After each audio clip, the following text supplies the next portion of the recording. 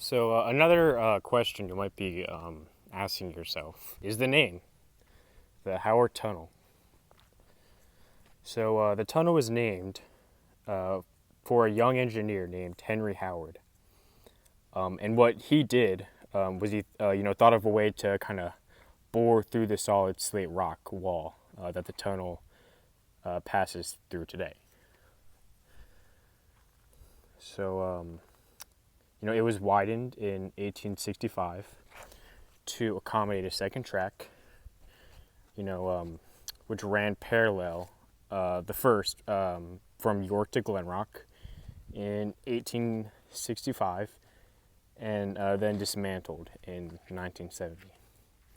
And the main track moved over a few inches to make it more centered, so it'd be more center. So,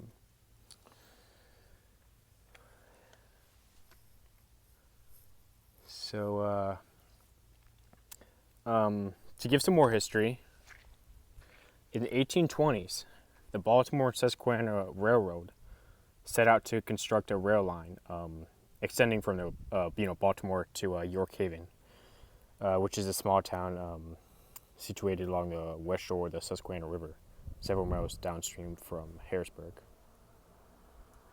In order to build in Pennsylvania, this is very interesting, a separate corporation was formed, which was the York and Maryland Line Railroad Company. Upon reaching New Freedom, the railroad followed the south branch of the Codorus Creek, which was to access York. So yeah, just north of Gladfelters, the creek makes a long and tight curve around what I believe to be a granite wall. And the railroad engineers drove through 300 feet of rock. And that was to, rather than twist a line around the wall, they just drove through it, which is again 300 feet of rock.